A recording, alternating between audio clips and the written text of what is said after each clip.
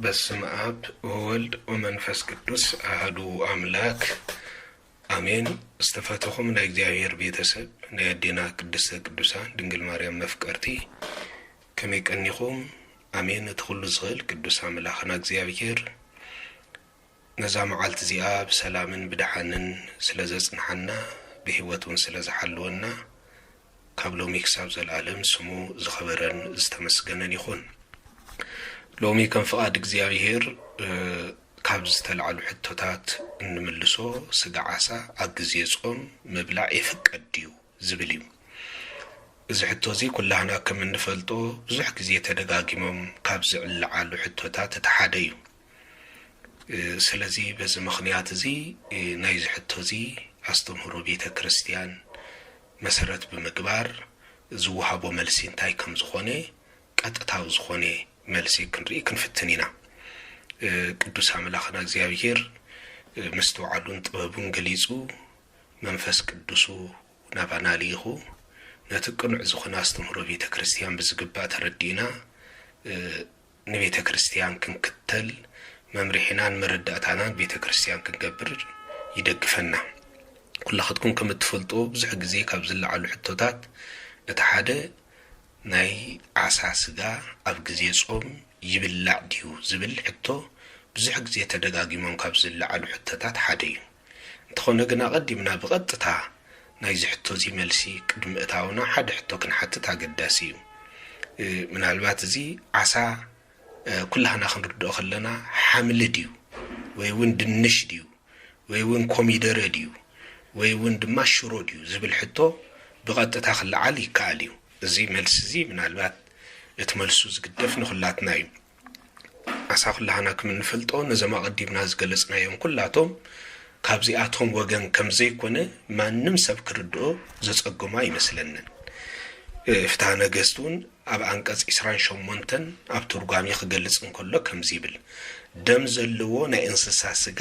ኣይብላዕን እዩ፣ ካብ እንስሳታት ዝርከብ ጸባ፣ ጠስሚ ከምኡ ድማ ማይ ጨባ፣ እንቋቁሖ ኣይብልዑን እዮም ክብል ጥቕልል ብዝበለ መልክዑ ዘቐመጠልና መሰረታዊ ነጥብ ኣሎ። ስለዚ ብመሰረቱ ብፍላይ እዚ ቃል እዚ ብቐጥታ ክንርድኦን ከለና ንዓሳ ዝምልከት እውን መምርሒ ሕጊ ከም ዝኾነ ካብዚ አንቀጽ እዚ ክንርዳእ ብዙሕ የጸግመናን። ስለዚ ብመሰረቱ ምናልባት ብቐጥታ ናብቲ ናይ ስጋ ዓሳ ዝብል ሕቶ እንተደኣ መጺና ብፍላይ ሊቃውንቲ ቤተ ክርስቲያን ብቃልን ብመጽሓፍን ኩሉ ሳብ ብዘይምቁራጽ ካብ ዝምህሩሎም ኣስተምህሮታት እቲ ሓደ ንጉዳይ ዓሳ ዝምልከት እዩ። ኣብ ፍትሐ ነገሥት ተቐሚጡ ከም ዝርከብ እውን ብዙሕ ግዜ ከም መከራኸሪ ኣርእስቱ ኮይኑ ዝለዓል ኢትብልዑ ስጋ ዘእንበለ ዓሳ ዝብል ቀጥታዊ ብፍላይ ቃል ክኸውን ከሎ እዚ ቃል እዚ ቤተ ክርስቲያን ብቐጥታ ምጾም ኣሰማሚዓ ዝተርጎመቶ ዓሳ ከይተረፈ ኩሉ ዓይነት ስጋ ኣይትብልዑ ዝብል ቀጥታዊ ዝኾነ ትርጉም ዘለዎ እዩ። ነዚ ኣብ ቀጥታ ወሲዳ ቤተ ክርስቲያን እትጥቀመሉን ኣብ ግዜ ጾሙን ዓሳ ኣይብላዕን እዩ ኢላ ብኣርባዕተ ነጥቢ መደምደምታ ብምጋር ብዙሕ ግዜ እትገልጾን እትምህረሉን። ስለዚ እቲ ቀጥታ እንታይ እዩ? ብጀካ ዓሳ ኩሉ ዓይነት ስጋ ኣይትብልዑ ዝብል ኢና ብመሰረቱ ክንሕዞ ዝግባአና። ኣብዚ ብፍላይ መብዛሕትኡ ግዜ ብዛዕባ እዛ ኣስተምህሮ እዚ ካብ ብዙሕ ግዜ ጀሚሩ ዝለዓል ዝነበረ ሕቶ ስለ ዝነበረ ምናልባት ናብ ጥንተ ታሪኩ እንተደኣ ተመሊስና ስጋ ዓሳ ኣብ ግዜ ጾም ይብላዕ ድዩ ኣይብላዕን ዝብል ሕቶ ብመሰረቱ ክለዓል ዝጀመረ ካብ 16 ክፍለ ዘመን ንንዮ ጀሚሩ እዩ። ኣብዚ ግዜ እዚ ግራይ መሐመድ ነጊስሉ ዝነበረ ብዙሕ ዕንወት ኣብ ልዕሊ ቤተ ክርስቲያን ዝፈጸመሉ ዘመን ነተን መረርቲ ዝኾና 15 ዓመታት እንዝክረሉ ብፍሉይ ሓደ ተርእዮታት ኣብ ልቢ ምእመናን ከምዚኣቶም ሕቶታት ክለዓሉ ካብ ዝገበረሉ ሓደ ጸሊም ታሪክ ተባሂሉ ዝንገረሉ ናይ ግራይ መሐመድ መግዛእቲ እዩ። እዚ መግዛእቲ እዚ ኣብ ልዕሊ ክርስትና ዓብ ዕንወት ዝተፈጥረሉ ዘመን እዩ። ማለት ቤተ ክርስቲያን ኣብያተ ክርስቲያናት ዝተቃጸላሉ፣ መጽሓፍትና ዝጠፍኣሉ፣ ብዙሓት ሊቃውንቲ ዝተሓርድሉ፣ ብዙሓት ምእመናን ምእንቲ ሃይማኖቶም መስዋዕቲ ማለት ሰማዕትነት ዝተቐበልሉ ብፍሉይ ታሪክ ዝዝከረሉ ግዜ ዘመነ ግራይ መሐመድ እዩ። ስለዚ ቅድሚ ግራይ መሐመድ ከምዚኣቶም ዝኣመሰሉ ሕቶታት ከም ዘይነበሩ ናይ ቤተ ክርስቲያን ታሪክ ክንምልከት ይከኣለና እዩ። بفلي ግን ኣብዚ ግዜ እዚ ብፍላይ ክርስቲያናት በዚ ግዜ እዚ ብፍላይ መብዛሕትኡ ግዜ ኣገማግም ባሕሪ ዝርከቡ ኣካልኦት ውን ምግቢ ዝተሳኣነሉ ሰብ ቀረባ ኸኣኒ እቲ ዝደልዩ ምግቢ ክረኽበሉ ዘይከኣለሉ ግዜ ስለ ዝነበረ ካክልኦት ምግቢ ብዝተፈልየ መልክዑ ኣብ ግዜ ጾም ዓሳ እንዳመረፀ ይበልዕ ስለ ዝነበረ በዚ ምኽንያት እዚ ሰባት ኣብ ግዜ ሽግር ኣብዚ ግዜ ንዝገበርዎ ነገር ከም ቅቡል ገይሮም ብምውሳድ ስጋ ዓሳ ኣብ ግዜ ጾም ክብላዕ ኣለዎ ናብ ዝብል መደምደምታ ንኽበጽሑ ምኽንያት ካብ ዝኾንዎም ሓደ ምኽንያት ተባሂሉ ዝንገረሉ ከም ታሪክ ክንምልከቶም ከለና ካብዚ ዘመን እዚ ጀሚሮም ካብ ዝተላዕሉ ሕቶታት ሓደ ምዃኑ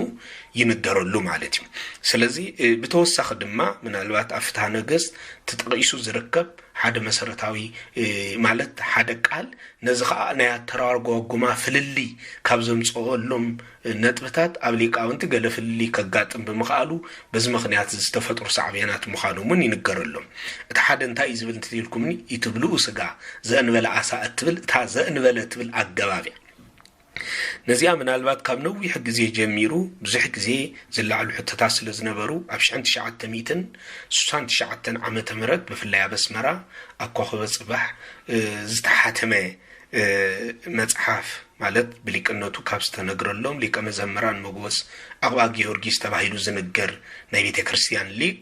መርሃ ጽድቅ ባህላ ሃይማኖት ኣብ ትሕቲ ዝብል መጽሓፉ ኣብዚ ቃል እዚ ኣትሪሩ ብረቂቕ ዝኾነ ኣገባብ ነዚ ሕቶዚ ግቡእ ዝኾነ መልሲ ሂቡሉ ካብ ዝርከብ መጽሓፍ ሓደ እዩ እዚ መጽሓፍ እዚ ኣብ ኩሉ ዘመናት ንዝለዓሉ መናፍቃን መልሲ እናተዋሃበሉ ዝጸንሐ መጽሓፍ ከም ዝኾነ እውን ክንርዳእ ይከኣለና እዩ ስለዚ ኣብዚ ብሰፊሕ ገሊጹ ይርከብ እዩ ብዝበለጸ ኣብዚ መጽሓፍ እዚ ኣብ ገጽ 29 ነቲ መጽሓፍ ብቐረባ ተረኺብናዮ እውን ብዝርዝር ሓሳባቱ ብቐሊሉ ክንርዳእ ይከኣለና እዩ ማለት እዩ ስለዚ ምናልባት ብቐጥታ ናብቲ ሕቶ እንድሕር ኣቲና እዞም ሰባት እዚኣቶም ዓሳ ይብላዕ ንምባል ከም ነጥብ ዘቕርብዎም መሰረታዊ ነጥብታት ኣለዉ ንዖም ዝተወሰኑ ምርኣይ ኣገዳሲ እዩ እቲ ናይ መጀመርያ እንታይ እንተዳ ተባሂሉ ዓሳ ዝራብሑ ብደመና ዳ እምበር ብሩካቤ ወይ ድማ ብዘርኢ ኣይኮነን ስለ ዝኾነ ከዓ ናይ ዓሳ ስጋ ከም ናይ ንህቢ ውፅኢት መዓር ከምኡ ድማ ከም ናይ ገረብ ውፅኢት ከም ፍረታት ዝረአ ዳ እምበር ኣብ ግዜ ጾም ክብልዑ ካብ ዘይግብኦም ከም ስጋ ወይ ድማ ከም ናይ ውፅኢት ስጋ ክረአ ዝግብኦ ኣይኮነን ዝብል መረዳእታን ርድኢትን እዩ ምናልባት ነዚ ርድኢቶም ብቐጥታ ክንሪኦ ከለና ግን ብመሰረቱ ኣስተምሮ ቤተ ክርስቲያን ጥራሕ ዘይኮነሲ ናይ ዓለምና ምሁራት እኳ ዓሳ ብኸመይ ኣገባብ ከም ዝራባሕ ንሱ ከዓ ምስ ምንታይ ከም ዝቁፀር ብንጹር ኣቐሚጦም እዮም ናይ መጀመርያ ኣብ ዓለም ዝተገብረ ምሁራት ናይ ምሁራት መጽናዕቲ ክንምልከት ከለና ዓሳ ዝራባሕ ብሩካቤ ወይ ድማ ብዘርኢ ከም ዝኾነ ብንጹር ኣረጋጊጾም እዮም ስለዚ ዓሳ ኣብ ዓለምና ካብ ናይ ስጋ ውፅኢት ተሓደ ማለት ካብ ናይ ስጋ ውፅኢት ተሓደ ከም ዝኾነ ዝንገረሉ እምበር ቁጽሩ ምስ መዓር ወይ ድማ ምስ ፍረታት ከም ዘይኮነ ብንጹር ሎሚ ኣብ ቤተ ክርስቲያን ዘሎ ኣቦታት ጥራሕ ዘይኮነስ ኣብ ዓለምና ዘሎ ምሁራት እኳ ዘረጋገጹ ሓቂ ከም ዝኾነ ካብ ዝክርዳእ ይከኣለና እዩ ፍትሐ ነገሥት ኣብ ዓንቀጽ በእንተ ጾም ኣብ ዝገለጸሉ ክፍል ኣብ ዝገለጸሉ ዓንቀጽ ኣብ ክፍሊ 18 ክገልጽ እንከሎ ይትብልኡ ስጋ በመዋዕለ ኣጽዋም ዘእንበለ ዓሳ ክብል ገሊጹ ይርከብ ስለዚ ኣብዚ ተገሊጹ ዝርከብ እምበር ብቐጥታ እውን እቲ ሓደ ነዚ እዩ ብዙሕ ግዜ ዘልዕልዎ እዚ ድማ እታ ዘእንበለ ተባሂላ ዝተገለጸት ኣገባብ ወይ ድማ መስተዋድድ ዝብሎ እዩ ስለዚ ነዚ ብክልተ መልክዕ ስለ ዝትርጎም ብናይ ግእዝ ኣስተምህሮ ብክልተ መገዲ ስለ ዝትርጎም ናብቲ ንሳቶም ናብቲ ዝሰማምዓሎም ናብቲ ዝደለይዎ ብቐጥታ ተርጉሞም ክጥቀምሉ ስለ ዝደለዩ ዘምጽኦ ከም ዝኾነ ክንርዳእ ብቐሊሉ ኣየሸግረናን እዚ ከዓ እንታይ እንትልኩምኒ ዘእንበለ ዝብል ብቐጥታ ክንሪኦም ከለና እቲ ቀዳማይ ትርጉሙ ብጀካ ዝብል ክኸውን እንከሎ እቲ ካልኣይ ትርጉሙ ድማ ከምኡውን ንዝብል ብቐጥታ ዝመጽዩ ዝገልጽ ማለት እዩ ስለዚ ይትብልኡ ዓሳ ማለት ኣብዚ ቃል እዚ ይትብልኡ ስጋ በመዋዕለ ኣጽማው በመዋዕለ ኣጽዋም ዘእንበለ ዓሳ እታ ዘእንበለ ዓሳ ትብል ብጀካ ዓሳ ኢሎም ንሶም ክትርጉሙ እንከለው ቤተ ክርስቲያን ግን ነቲ ብቐጥታ ክኸውን ዝግብኦ ሊቃውንቱን ዝደለይዎ ሰለስቱ ምዕት ነዚ ከቐምጡ እንከለው ዝደለይዎ መሰረታዊ ነገር እንታይ እንተዳ ተባሂሉ ይትብልኡ ስጋ በመዋዕለ ኣጽዋም ዘእንበለ ዓሳ ክብሉ ከሎ ዓሳውን ከይተረፈ كبلو دعا نزقالاس ميطوم منبر بجك عسى نزبل بقطتا كسمام علوم زغلص ويكون النزي كموتسي كاب قدسات مصحفت زطقسوم ነገራት አሉ ከብሉያት ይሁን ካብ ሐዲሳት ንሳቶም ካንታ የምተዳይልኩምኒ ካብ መጽሐፈ ጦቢትን ወንጌል ማርቆስን ክንወስድ አገዳሲ ኣብ መጽሐፈ ጦቢት ከም ዝብል ቃል ተቀሚጥ ይርከብ ወአልቦ ዘአትረፈ ሊተ ንዋይ ዘእንበለ ብእሲት ይይል ወይ ዝማለት ድማ ወሰባሃጡኒ በርበሩኒ ኩሎ ንዋይ ወአልቦ ዘአትረፉ ሊተ ዘእንበለሃና ብእሲት የሚዝብል ቀጥታ ዝኾነ ቃል ይርከብ ናይዚ ቃል ቀጥታ ክንሪኦ خلنا እንታይ ማለት እዩ ዝነበረን ሀብቲ ብምሉኡ በመንግስቲ ተገበረ በዚካ በዓልቲ ቤተይ ሃናን ወደይ ጦቢያን ዘትረፉኒ ሓንትኳ አይነበረንን ይብል መጽሐፈ ጦቢት ምዕራፍ 1 ቁጥር 20 ማለት እዩ ስለዚህ ከም ተወሳኹን በጀካዚ ኣብ ወንጌል ማርቆስ ምዕራፍ 6 ቁጥር 8 ኢትንሱ ወርቀ ወብሩረ ዘእንበለ በትር ወይ ዝብል ወይ ድማ ወኢትንሱ ዘእንበለ በትር ባይቲታ እትብልያ ንመገደ ድማ በትር ጥራይ እምበር ሳንጣ ኾነ እንጌራ ወይ ገለ ገንዘብ ኣብ ቅናውቶም አይማሉኡ ዝብል ውን ይርከብ ማለት ስለዚህ እታ ዘእንበለ ትብል አፈታትሓ ኣብዚ ንዝጠቀሱ ንሳቶም ነተخصማ ማዓሎም ዝኽእል አርዮም ብምጥቃም ዝገለጹ ከም ዝኾነ ንምርዳእ ምንት ክሕግዘና ተባሂሉ ኣብ ብተወሳኹን ኣፍታ ነገስት ኣብ እንተ ጾም ኣብ ቁጽሪ 572 ወይጹሙ በእለተ እሁድ ወበሰንበት ዘእንበለ ጥሉላት ይብል ካብ ጥሉላት እንተ ዘይኮይኑ ቀዳመ ሰንበት አይጹሙ እንተ ዘይኮይኑ ከም እንተ ዘይኮይኑ ካብ ጥሉላት እንተ ዘይኮይኑ አይጹሙ ካብ ጥሉላት እንተ ዘይኮይኑ ዝብል ተገሊጹ ይርከብ ሃይማኖት አበው ዘሰለስቱ ሜት ምዕራፍ 10 ቁጥር 27 ድማ ብዛዕባታ ኣብ ዓመት ሓንሳብ እትጽወም ቀዳም ስዑር እንተ ዘይኮይኑ ካልኦ ሰናበቲ ክጽወማ ከም ዘይግባ ንኽገልጽ ከም ዝብል ወኢትጹም በመዋዕለ ሰናበት ዘከመ ኩሎን መዋዕል ዘእንበለ አሃቲ ዕለተ ሰንበት እንተ ትከውን በመሃት ወፋሲካ ዘመድኃኒት አማሃሎ እግዚእነ ኢየሱስ ክርስቶስ ውስተ መቃብር ኣብ ሰንበታት ከም ካልኦት መዓልታት አይትጹም ጎይታና ኢየሱስ ክርስቶስ ስኩብ በመቃብር ኣብ መቃብር ኮይኑ ብዝወዓለላ ድሕነት ብዝፈጸመላ ፋሲካ ዘላ ዋዜማ ሓንቲ ቀዳም መዓልቲ ወይ ድማ ቀዳም ስዑር እንተ ዘይኮይኑ ይብል እንተ ዘይኮይኑ ቀዳም እንተ ዘይኮይኑ ኢሉ ፈሊዋ ይርከብ ኣብዚ ስለዚህ ምናልባት መልስ ክርዮን ከለና እታ ዘእንበለ ትብል በተሓደ ወገን እንተ ዘይ ብጀካ ዝብል ክትፍታሐን ከላ በተሓደ ወገን ድማ ውን ዝብል በቀጥታ እትትርጎም እንኳን ተኾነት ንሳቶም ግን በቀጥታ ነተሓደ ትርጉም ጥራሕ ወሲዶም በአስማሚዖም ኖ ዓሳ ክጽወም ክእል የብሉን ዝብል በቀጥታ ይዙ ትርጎም ዝብሉ ወሲዶም ነዚ ቃል እዚ ተጠቂሞምሉ ይርከቡ ስለዚህ እንተኾነ ግን በመሰረቱ ክንሪኦ ከለና ኣብ ግዜ ጾም ብዙሕ ግዜ ክልዓሉ ዝልዓሉ ሕቶታት ክህሉ እኳ ዝኽእሉ እንተኾኑ ጾም ማለት ግን በመሰረቱ ንርእስኻ ምድካም ፍትወታት ስጋ ኩሉ ምቕታል ዝብል ቀጥታው ትርጉም ዘለዎ ስለ ዝኾነ ሰብ ኣብ ግዜ ጾም ከድሉ ዝግብኦ ንጾም እምበር ንዝብላዕ ነገር ኣይኮነን ከድሉ ዝግብኦ ሰለስቱ ሜት እውን ብዛዕባ ዝኽገልጹ ከለው ለእመ ተጋኣዝክሙ በጾም ኣድልው ለጾም ኢሎም በጾም እንተ ተኸራኸርኩም ንጾም ኣድልው ዝብል በቀጥታ መእሰሪና እዚ እንታይ ሰብ በጾም ክከራኸር ኣይተፈቅደሉን እዚ ይብላዕ እዚ ኣይብላዕን ኢል እኳ ዘከራኽር ነገር እንተጋጠሞ ነገር ግን እሱ ከድሉ ዝግብኦና በኢትልኩም ናብ ጾም እዩ ምክንያቱ በጾም እንተ ተኸራኸርኩም እዚ ማለት በጾም እዚ ይብላዕዩ እዚ ኣይብላዕን እዩ እዚ ይስተዩ እዚ ኣይስተን እዩ ዝብል ክርክር እኳ ኣብ መንጎኹም እንተ ተፈጥረ ንስኻትኩም ግን ክርክርኩም ብኸምኡ ኣይጽና እንታይ ደኣ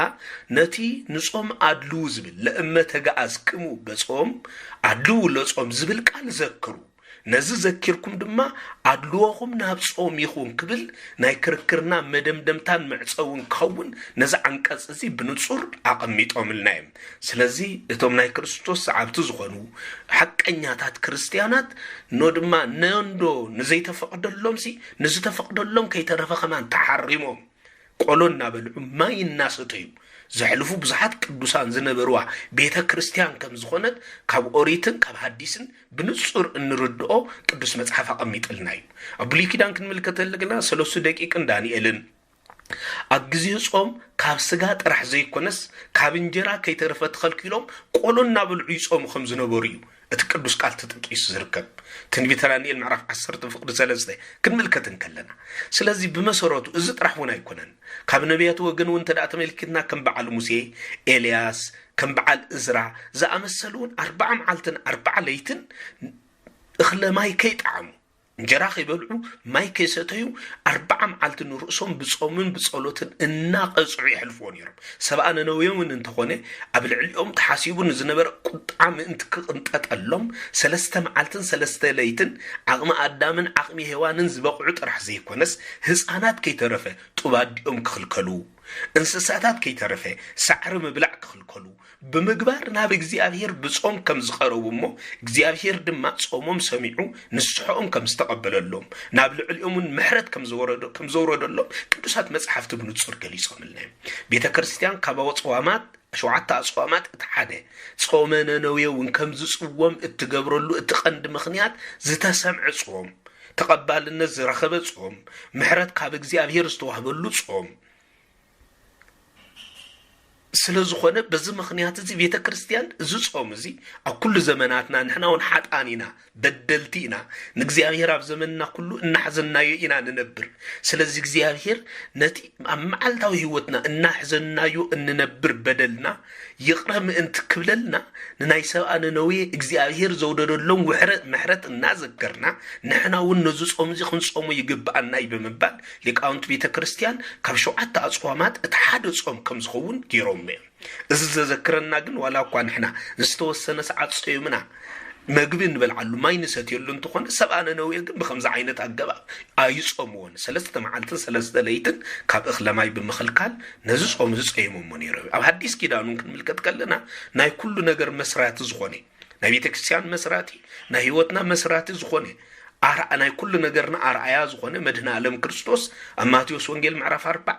كم زتت أقصى 4 ليتن 4 معلتن أم مدربدا منفس مسوسدو ويدما قدام كورنثوس 4 ليتن 4 معلتن كاب إخلامي تخلكيلو كم زو صومي صيمو دما نسلست أرستهات أو كاب سيطان زقربلو كم سعري نسو عبل على سيطان عود كم ذهبنا لعلنا كم ذهبنا صدقنا كم زرغاغصلنا بزملك ازي تغليص يركبي سلازي غويتا 4 معلتن 4 ليتن كيبلع كيسته يزصومو نحنا سغعسا يبلعي ايبلعني لنا كنكراخلو ايتفقدلنا انت خنقا نابصوم كندل يسكبعنا مالتي روزاون قدوسان ابوتاتنا كنملكتهم من كلنا كل زمنا زنبرو زمن ملو زنبرو بصومي اب تاريخ هاجرنا كنت تملكيتنا صادق ابونا فيليبوس دبر بيزن 4 معلتن 4 ليتن مصليو غيتا مصومي ان غيتا تغليصلو 4 معلتن 4 ليتن ابونا ليوانوس دبر بيزن هيوتهم ملو بصوم زنبره ابونا ايوستاتيوس صوم بصومن بصلوتن زمنهم ملو زنبرو ابوتاتيوم زابيت كريستيان زي انيروا سلازي نزوم ابوتات زياتهم انا ذكرنا يبلعن أيبلعن بزبل كركر نرأسنا كن حصر يقبعناني كم زعينة كركر برخت زوب سلازي كونه بمسورته كم توسخون كنرن كلنا أجزي صون كنبلعم زقبعنا كنبلعم زي قبعنا زوسنلنا قدوسات مصحفتن قدوس ينودوسني نبي كريستيان ليك أونتون نزم مسارات غيرهم سقعسا أجزي صون يبلع زبل وساني أيوسونلنا أبن إثيوبيا تاريخ قهن ملكتن كلنا أب زمن أبونا تكل هيمانو تبايلهم صور باتراريك سالساينا إثيوبيا باتراريك تبايلهم زنقرلهم قدميون زنبره يبلعن زبل ناي سقعسا كركر معلب 5 قبرلو غيرومي معناتو أبز غزيزي سينودوس سقعسا أجزي صوم أيبلعني زبل وساني وسيني ቅዱስ ዮሐንስ አፈወርቅ ምባር ብዛዕባዚ ንጹር ዝኾነ ቃል አቀሚጥልናይ ዮሐንስ አፈወርቅ ተጠቅስን ከሎ አግዜ ጾም ስጋዓሳ ከምዘይብላዕ ብንጹር ይገልጽ ቅዱስ ዮሐንስ አፈወርቅ ብዛዕባዚ ክገልጽን ከሎ ዘረዳና እንታይ ካብ ጥንቲ ጀሚሩ አግዜ ጾም ስጋዓሳ ምብላዕ ክልኩል ከም ዝነበረ ድማ ካብዚ ክነረጋግጽ ይካለናይ ክብዝ ቃል ክጠቅስን ከሎ እንታይ ብል ክንጸውም ከለና ልሳና ካብ ዘይግባእ ዘረባን ካብ ዘይግባእ ዘረባን ካብ ዝዕንቅፉና ነጋራት ካብ ምዝራብን ይጹም ይብል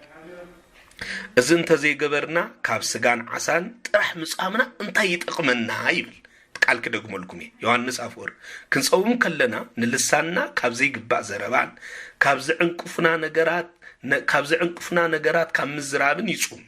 እዚ እንተዘይ ገበርና ካብ ስጋን ዓሳን ጥራዕ ምጻምና እንታይ ይጠቅመና ይብል ቀጽሉን ከምዚ ይብል ቅዱስ ዮሐንስ አፈወርቅ ተቀስኩን ከሎ ከምዚ ይብል ዓሳን ካልኦት ጥሉላት ካብ ምብላዕ ተኸልኪልና እንተኾነ ግና ንብጻይና ብሓሜት ክንበልዖን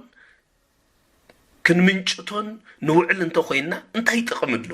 ንሓው ዝሓምን ዝነቅፍን ሰብ ናይ ብጻይ ኣካል ይቁስል ስጋው ድማ ይበልዕ ሃርያ ነዚኡ ኣዝዩ ብዘሰንብድ መገዲ ከምዚ ክብል ዝተዛረበ ንሓድሕድኩም እንተተናኸስኩምን እንተተበላልዓኩምን ግና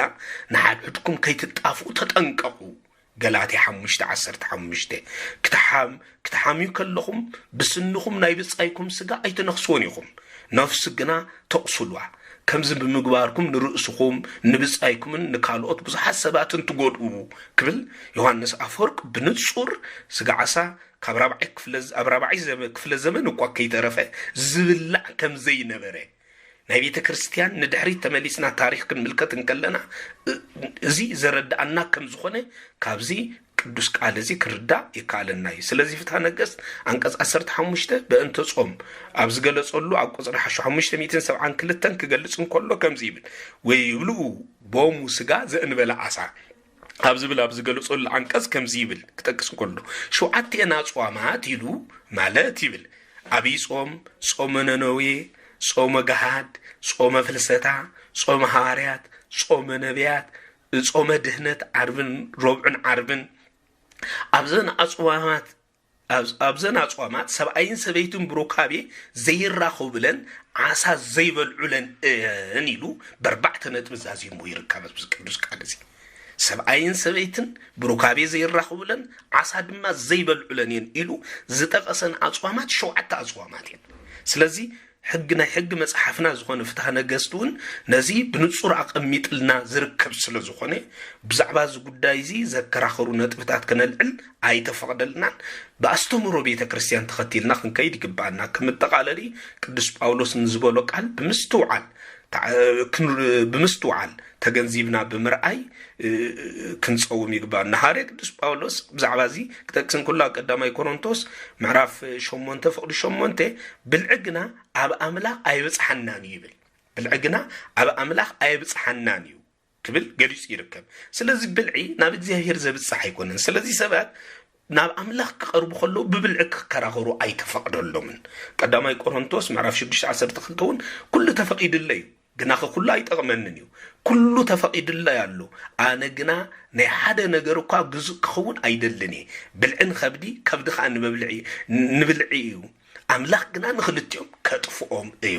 ክብል ሰባት ብብልዒ ዝተሓጽረ ክርክር ክገብሩ ከም ዘይግብኦም ንኸረድእ ንጹር መረዳእታ ይብልና እዩ ሮሜ 14:17 ጀሚሩን ከምዚ ይብል ከመይ መንግስቲ ኣምላኽ ብመንፈስ ቅዱስን ጽድቅን ሰላምን ሓጎስን እያ እምበር ብብልዕን መስተን ኣይኮነትን እቲ በዚ ከምዚ ንክርስቶስ ዘገልግሎ ንኣምላኽ ባህ የብሎ ብሰብውን ምስጉን እዩ ክብል ገሊጹ ስለዚ መንግስቲ ኣምላኽ በዚ ኣይትወርስን እያ ብብልዕን መስተን ኣይትወርሳ ኣይትፈልጥን እያ ብጾምን ብጸሎት እንተዘይኮይኑ ብተጋድሎ እንተዘይኮይኑ ስለዚ ነዚ ቅዱስ ቃል እዚ ብንጹር መረዳእታ ብምግባር ኢና ልዕሊ ኩሉ ኣብ ዘመን ህይወትና ንሕና ክነተክረሉ ዝግባአና መሰረታዊ ነጥቢ ነዚ ቅዱስ ቃል እዚ ክንገንዘብ ይግባአና ማለት እዩ ስለዚ ብጠቕልሉ ከም ዝረአናዮ ስጋ ዓሳ ኣብ ግዜ ጾም ይብላዕ ድዩ ንዝብል ሃርያ ቅዱስ ጳውሎስ እንትዛረበ ቃል መበገስ ብምግባር መዛዘመ ክንገብረሉ ኣገዳሲ እዩ ቅዱስ ጳውሎስ ኣብ ቀዳማይ ቆሮንቶስ ምዕራፍ 15 ጀሚሩ ዘሎ ቃል ብፍላይ ካብ ቁጽሪ 39 ከም ዝኽብል ይጠቅስ እዩ ስጋ ሰብ በይኑ እዩ ስጋ እንስሳ በይኑ እዩ ስጋ ዓዋፍ በይኑ እዩ ስጋ ዓሳውን በይኑ ደኣ እዩ እምበር ኩሉ ስጋስ ሓደ ዓይነት ስጋ ኣይኮነን ይብል ስለዚ ኣብዚ ቅዱስ ቃል እዚ ሃርያ ቅዱስ ጳውሎስ ኣብ ቁጽሪ 39 ጠቂስዎ ዝርከብ ብዛዕባ ዓሳ ስጋ ክብል ይጠቂስዎ እምበር ፍረ ክብል ኣይጠቐሶን መዓር ክብል እውን ኣይጠቐሶን ካብ እጽዋት ዝርከብ ኢሉ ክብል ኣይጠቐሶን ካብ ዝርእቲ ዝርከብ ክብል ኣይጠቐሶን ዓሳ ናይ ዓሳ እንታይ ይደልና ናይ ዓሳ ውፅኢት ስጋ እዩ ቁጽሩ ምስ ስጋ ዳእምበር ምስ ካልኦት ስለ ዘይኮነ በዚ መሰረት እዚ ኸዓኒ ንሕና ናይ ዓሳ ስጋ ኣብ ቅድሚ እግዚአብሔር በመሰረቱ በአስተምሮ ቤተ ክርስቲያን ፍቁት ከም ዘይኮነ ንጹር ዝኾነ መረዳእታ ብምሓዝ ነዚ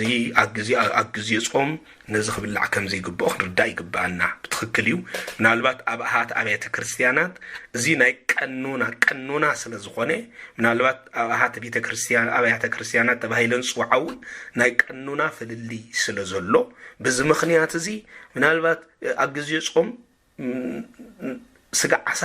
ክበላዕ ዝፈቅዳ ኣብያተ ክርስቲያናት ክልዋ ይኽእላየን ልዕሊ ኩሉ ንሕና ግን መሰረት እንገብሮ ናይ ቤተ ክርስቲያንና ኣስተምህሮ ዳእምበር ናይ ካልኦት ስለ ዘይኮነ ብፍላይ ቀኖና ምክንያቱ ንኹለን ኣሃት ቤተ ክርስቲያን ሓደ ዝገብረን ዘዛምደን ዶጉማ እምበር ቀኖና ይኮን ቀኖና ፍልሊ ኣሎ ኩልኻትኩም ከም እትፈልጦ ናህና ቤተ ክርስቲያን እትቀበሉ ቁጽር መጽሐፍ ቅዱስ 81 እዩ ግብጽ ቤተ ክርስቲያን እትቀበሉ ግን 73 እዩ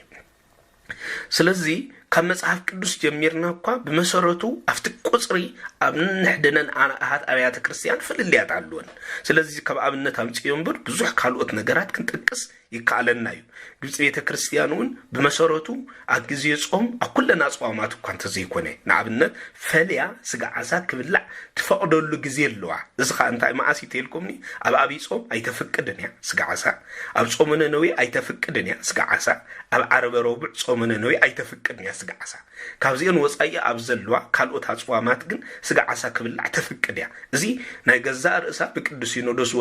ዝወሰነትሉ ናይ ገዛ ርእሳ ስርዓታን ኣገባብን ክልዋ ስለዝኽእል ኣብዚ መሰረት እዚ ኣቲና ዝርዝራዊ መብርሂ ክንህብ ኣይንደልን ኢና ትዛዕበየ ንሕና ክንርድኦ ዝግባአና መሰረታዊ ነገር ግን እንታይ እንተዳ ተባሂሉ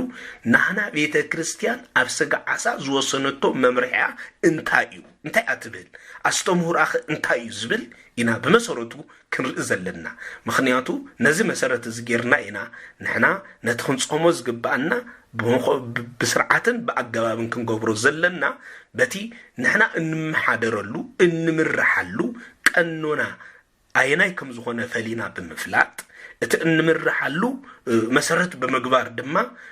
ንጾምና መሰረት ጌርና ክንጾም ይግባአና ነዚ ንክንገብር መንፈስ ቅዱስ ይደግፈና ስለዚህ ከመዛዘመ ክንሪኦ ዝግባአና መሰረታዊ ነጥቢ እንታይ እንተዳ ተባሂሉ ኣብ ግዜ ጾም ስጋ ዓሳ ቅዱሳት መጽሐፍቲ ክብላዕ ኣይግባእን ኢለን ወሲነን ሲኖዶስ እውን ነዚ መሰረት እዚ ብምግባሩን ቅዱስ ሲኖዶስ ስጋ ዓሳ ክብላዕ የብሉን ኢሉ ወሲኑ እዩ ስለዚህ ነዚ መሰረት እዚ ብምግባር ኣብ ግዜ ጾም ስጋ ዓሳ ካብ ምብላዕ ንርእስና ክንቁጥብ ይግባአና ነዚ ንክንገብር መንፈስ ቅዱስ ይደግፈና ሕቶና እምበኣር እንታይ ዝብል እዩ ኣብ ግዜ ኣጽዋማት ካብ ጥሉላት መግቢ ምኽልካል ንምንታይ ኣድልዩ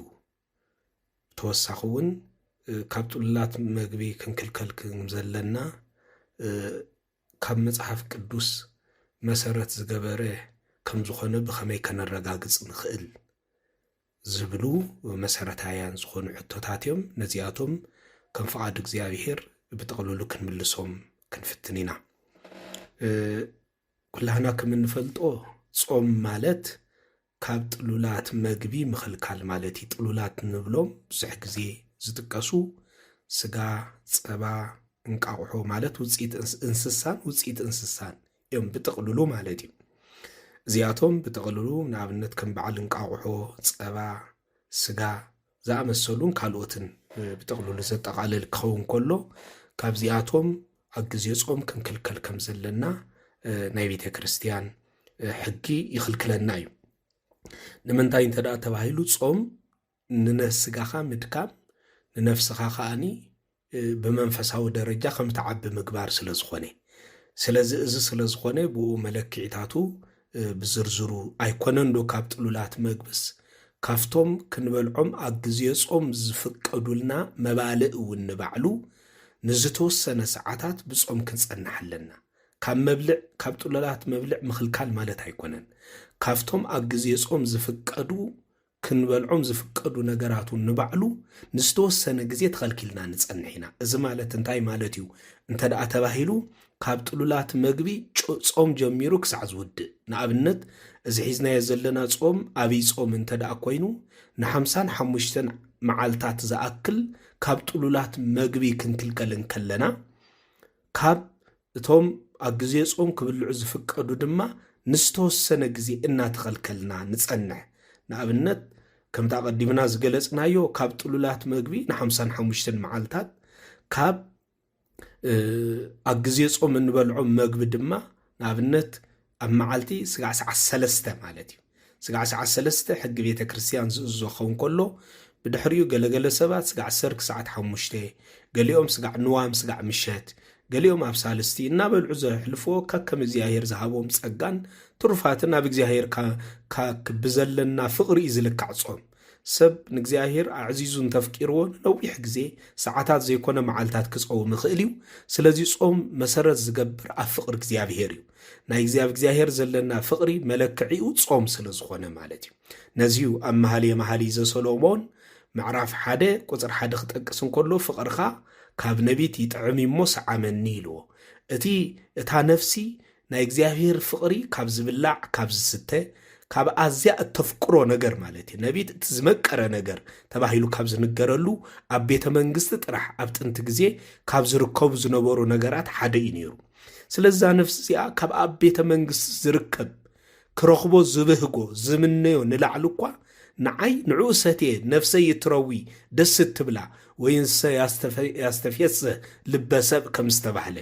ወይኒ ንልቢ ደቂ ሰባት ደስ የብሎ ተባሂሉ ከም ዝተነግረሉ ኩሉ ካብዚ ንላዕሊ ንልበይ ደስ ዘብሎ ብፍሳህን ብሓጎስን ዝመልኦ ክረኽቦ ኢለ ዝምነዮን ዝብህጎን ፍቕርኻ ኢሉ ስለዚ ናይ እግዚኣብሔር ፍቕሪ ልዕልት ኩሉ ኣብ ምድሪ ዘሎ እንብህጎ ነገራት ከም ዝኾነ ዝተገልጸሉ እዩ ስለዚ በዚ ምኽንያት እዚ ሰባት ናይ እግዚኣብሔር ፍቕሪ ዝገልጾ ብምጻም እዩ ክጾሙ እንከለዉ ንእግዚኣብሔር ይቐርቦም ንስግኦም ድማ ዲያብሎስ ድማ ካብኦም ይርሕቕ ንዲያብሎስ እንርሕቐሉ ንእግዚኣብሔር ነቕርበሉ እቲ ሓደ መገዲ ጾም ስለ ዝኾነ ኣብ ማቴዎስ ወንጌል ምዕራፍ 17 ፍቕዲ 21 ከም ዝተጠቕሰ ከምዚ ዝበለ ርኹስ መንፈስ ብጾምን ብጸሎትን ተዘይኮይኑ ብኻልእ ክወፅእ ኣይከኣሎን ተባሂሉ ተነጊሩ እዩ ስለዚ ጾም ርኹሳት መናፍስቲ ዝወፅሉ እግዚአብሔር ድማ ናባና ዝቐርበሉ እዩ ማለት እዩ ስለዚ ብዛዕባ ጾም ብሓፈሻ እዚ ካበልና ስለዚ ጾም ስለዚ ሰብ ንዝተወሰነ ሰዓታት ካብ እኽለማይ ተኸልኪሉ ክጸንሓሎ ክሳዕ ዝጠምቕ ክኸውን ይኽእል እዩ ክሳዕ ዝጸምእ ክኸውን ይኽእል እዩ ቤተ ክርስቲያን ግን ብጥቕልሉ ክሳዕ ሰዓት 3 ብናይ ኣቆጻጽራ ቤተ ክርስቲያን ክሳዕ ተሰዓቱ ሰዓት ማለት ክሳዕ ሰዓት 3 ድሕሪ ቀትሪ ማለት እዩ ክንጸውም ክንክእል ከም ዘለና ሕጊ ቤተ ክርስቲያን ኣዚዝና እዩ ፍትሐ ነገሥት በእንተ ጾም ኣብ ዝብል አንቀጽ ወሲንዎ እዩ ሃይማኖት አበውን ብዝርዝር ገሊጽዎ ይርከብ እዩ ስለዚ እዚ ብፍላይ ሰለስቱ ምዕት ብዛዕባ ጾም ኣብ ዝገለጽዎ ኣብ ዝሓገኩ ሕጉም ዝርዝር ገሊጾም ይርከቡ እዮም ስለዚ እንታይ ይኽብል ደለ ካብ ጥሉላት መባልእ ጥራሕ ዘይኮነስ ካብቲ ኣብ ግዜ ጾም ክንበልዖ ዝግባአና ዝተፈቕደልና እኳ ከይተረፈ ንዝተወሰነ ሰዓታት ጾይምና ክንጸንሕ ኣለና ስለዚ እቶም ብስጋ ድኹማ ዝኾንና ንዝተወሰነ ሰዓታት እቶም ናብ እግዚአብሔር ብፍጹም ዝቐረቡ ካብ ንጽሐ ስጋ ናብ ንጽሐ ነፍስ ዝተሰጋገሩ ካብ ንጽሐ ነፍስ ናብ ንጽሐ ልቦና ዝተሰጋገሩ ነፍሶም ብፍቕሪ እግዚአብሔር ዝተመሰጡ ኣቦታት ንሰዓታት ዘይኮነ ንመዓልታት እዮም ብጾምን ብጸሎትን ግዚኦም ዘጥፍእዎ ንሕና ግን ብሰዓታት ኢና ንጸውም ማለት ስለዚ ካብ ኣትክልቲ ካብቶም ኣብ ናይ ጾም መባልእ ተባሂሎም ዝጽውዑ ንሰዓታት ካብቶም ጥሉላት ዝበሃሉ ድማ ጾም ጀሚሩ ክሳዕ ዝውድእ ክንበልዕ ኣይተፈቕደልናን ማለት እዩ እዚ ቃበልና ከም መእተዊ ብጥቕልሉ ቀጥታ ናፍቲ ሕቶካ ኣትየ ናይ ጥሉላት መባልእ ንምንታይ እዮም ክብልዑ ዘይተፈቕዱ ቅዱስ መጽሓፍ ብትኽክል ብዛዕባ እዚ ይዛረብ ድዩ ተይልና ብመሰረቱ ብትኽክል ቅዱስ መጽሓፍ እንታይ ከም ዝብሎ ክንጠቅስ እንግደድ ኢና ንምንታይ ዝብሉ መሰረታዊ ነገር ተይልና ግን እዞም ጥሉላት መባልእ ዝበሃሉ ስጋዊ ስምዒትና ዘለዓዕሉ ናብ ሓጢአት ዝዕድሙ ስለ ዝኾኑ በዚ ምኽንያት እዚ ኣብ ግዜ ጾም ካብ ጥሉላት መባልእ ክንክልከል እዩ ሕጊ ኣዚዝና ስምዒት ዘለዓዒሎ ናብ ሓጢአት ዝመርዑ ኣካላትና ከም ዝገዝፍ ዝገብሩ ስለ ዝኾኑ በዚ ምኽንያት እዚ ብመሰረቱ ጥሉላት መባልእ ክንብልዕ ኣይተፈቕደልናን ስጋ እንተገዚፉ ስምዒትና እንተተላዒሉ ሓጢአት ብቐሊሉ ክንገብር ስለ እንግደድ ማለት እዩ በዚ ምኽንያት ጾም ግን ካብዞም ነገራት እዚኣቶም ኩሉ ይኽልክለና ዮሐንስ ሐጺር ዝተባህለ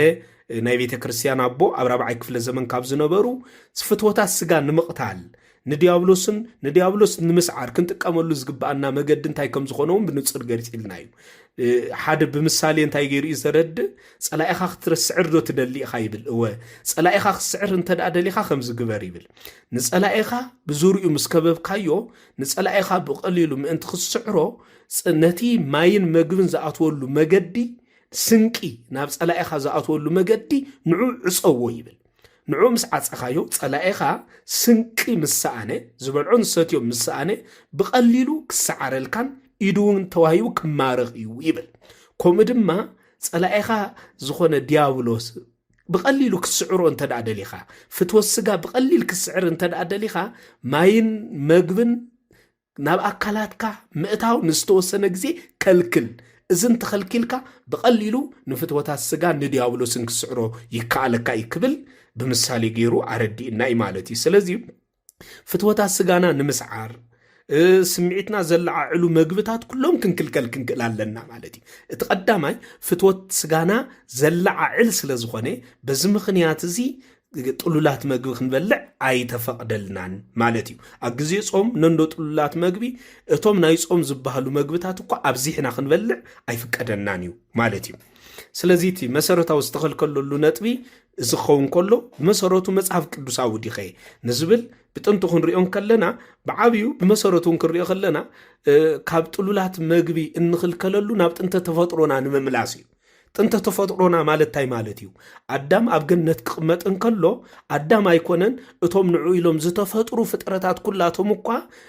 ስጋ ይበልዑ ይነበሩ ንኣብነት ሕጂ በላዕቲ ስጋ ተባሂሎም ዝጽውዑ ኣራዊት ይኹን እንስሳ ኣብ ገነት ኣብ ዝነበሩሉ ግዜ ግን እንስሳ ይኹን ኣራዊት ስጋ ይበልዑ ይነበሩ ክበልዑን ኣይተፈቕደሎምን ነይሩ ኣዳሙን እንተኾነ እተን ኣብ ገነት ዝተቐመጠለን 7 ዓመታትን ክሳብ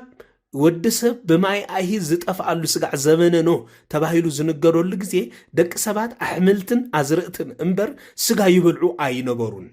ኦሪት ዘፍጥረት ምዕራፍ 1:29 እግዚአብሔር ንኣዳምን ሔዋንን ኣብ ገነት ፈጢሩ ዝሃቦም ኣትክልቲ ዝኾነ ዓይነት መግቢ እዮም ነይሮም 4 ዓይነት ኣዝርእቲ ነይሮም ኣትክልቲ ነይሮም ፍረታት ነይሮም እጽዋት ነይሮም ነዚኣቶም ክበልዑ ጥራሕ ኣዚዝዎም ካብዚ ወፃኢ ስጋ ክበልዕ ግን ኣይኣዘዘን ስለዚ ሰብ ኣብ ግዜ ጾም ናብ ጥንተ ተፈጥሮኡ ዝመልስ ከም ዝኾነ ጾም ምእንቲ ብዝግባእ ክርዳእ ጥሉላት መግቢ ክበልዕ ኣይተፈቕደሉን ምክንያቱ ጾም ናብ ጥንተ ተፈጥሮና ናፍቲ ናይ ቀደም ሓጢአት ዘይሰማምዑ ሞት ዘይሰማምዑ ባህሪና ዝመልሰና ስለ ዝኾነ በዚ ምኽንያት እዚ እዞም ጥሉላት መባልዕ ክንበልዕ ኣይተፈቕደልናን ኦሪት ዘፍጥረት 3:18 ነንዶ ኣዳምስ እንስሳታት እኳ ከይተረፈ ክበልዑ ከም ዘይተፈቕደሎም ተኣዝዩ ድሕሪ ውድቀት እውን እንተኾነ ኣዳም ስጋ ይበልዐን ኣትክልትን ኣዝርእትን እጽዋትን ፍረታትን እናበልዐ እዩ ዝነብር ነይሩ ማለት እዩ ስለዚ ናብ ጥንተ ተፈጥሮና ንምምላስ ኢና ነዚ እንገብሮ ማለት እዩ ብድሕሪ እውን ስጋ ምብላዕ ዝተፈቐደ ድሕሪ ማይ ኣይሂ ደኣ እምበር ኣብ ኦሪት ዘፍጥረት ምዕራፍ 9 ኢና ንረኽቦ ኣብዚ ታሪክ እዚ ንመጀመርያ ግዜ ምዕራፍ 9:3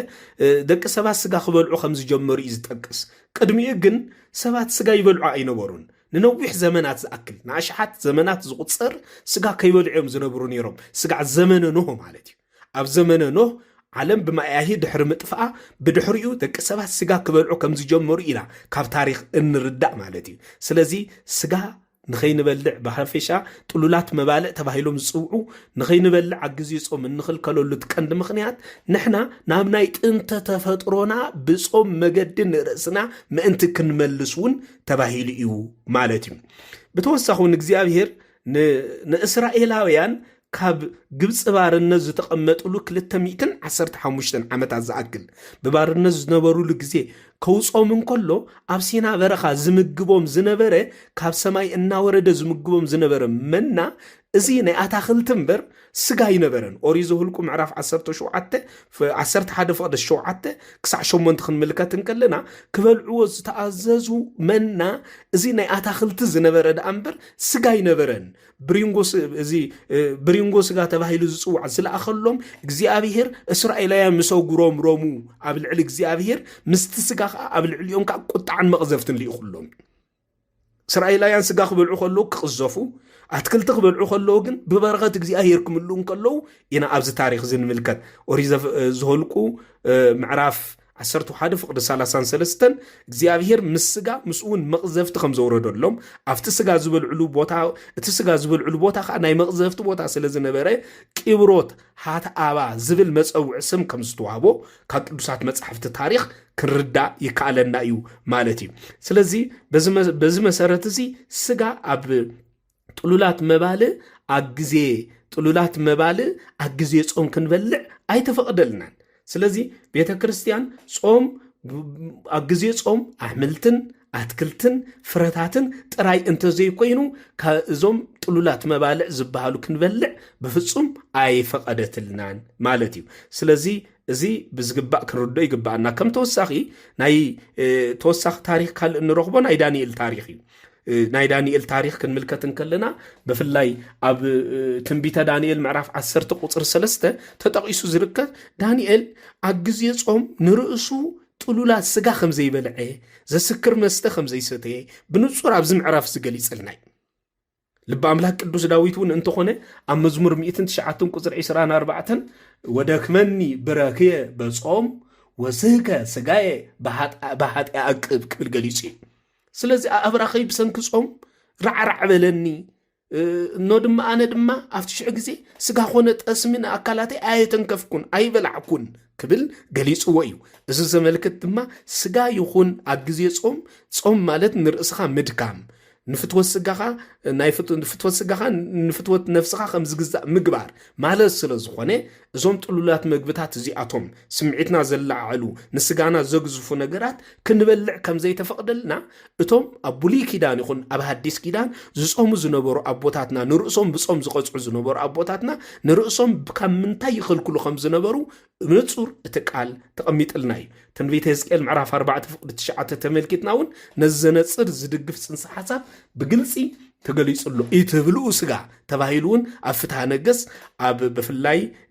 ናይ ቤተ ክርስቲያንና ሕጊ እውን ኣብ ግዜ ጾም ስጋ ክንበልዕ ከም ዘይብልና ኢትብልኡ ስጋ ክብል ገሊጽዎ ይርከብ እዩ። ስለዚ ብሓፈሻ ትንቢተ ዳንኤል ምዕራፍ 1 ፍቅዲ 13 እውን ክንዝክር ከለና ሓደ ነገር ኢና ንዝክር። እስራኤላውያን ኣብ ምርኮ ባቢሎን ምስ ወረዱ